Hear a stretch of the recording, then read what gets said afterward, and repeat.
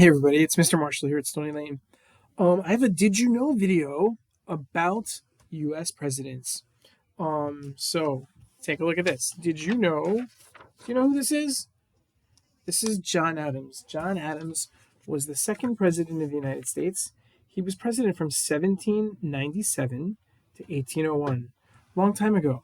Okay, so he's the president right after George Washington. Okay, and then do you know who this guy is? This is Thomas Jefferson. He was the third president of the United States. He served right after him from 1801 to 1809. So these two guys, John Adams and Thomas Jefferson, knew each other for a very, very long time. In fact, they worked together while they were colonists, together on something called the Declaration of Independence. The Declaration of Independence was the letter that the Americans sent to the King of England to say they didn't want to be part of England anymore. And they're right here. That's John Adams and Thomas Jefferson. And they're working together with Benjamin Franklin and a couple other people writing this Declaration of Independence.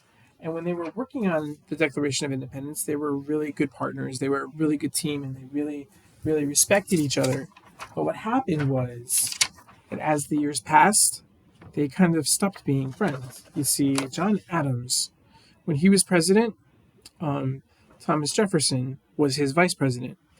And what happened was, you've heard of political parties. Those are groups of people that believe in the same thing. And they try to make it happen for the United States. Okay? And so John Adams is a member of a party called the Federalist Party. The Federalist Party was a political party that believed that the government of the United States should make all the rules and tell the states what to do. Okay? But Thomas Jefferson didn't belong to the Federalists. He belonged to another party called the Democratic Republican Party. And the Democratic Republican Party thought that the states should be really powerful and just do whatever they thought was best for their own state. So the two of them stopped being friends. They started arguing a lot, and they disagreed a lot. Even though one was president and one was vice president, and they should have been a really good team, they weren't. They didn't act like a team at all. And so what happened was Thomas Jefferson ran for president against John Adams after 4 years. And you know who won? Thomas Jefferson won. Thomas Jefferson won. And then, when you elect a president, then a little bit later, you have something called an inauguration. And that's when they make the person the president officially, and they start being president. So usually what happens is that the old president will stay and watch, right? John Adams didn't stay to watch. In fact, he packed up his bags and he left in the middle of the night. He didn't even say goodbye to anybody the day that Thomas Jefferson became the president. So, and that's pretty sad, right? They were good friends and partners, and then they stopped being that. But then years and years later, they started writing letters, right? They started writing letters. And Thomas Jefferson lived down here in Virginia. And John Adams lived up here in Massachusetts. And so back then there were no cars or anything. So it was hard for them to visit each other. In fact, today, if you drive from Virginia to Massachusetts, that's about 10 hours, right? That's about 10 hours. And so there was no way for them to see each other.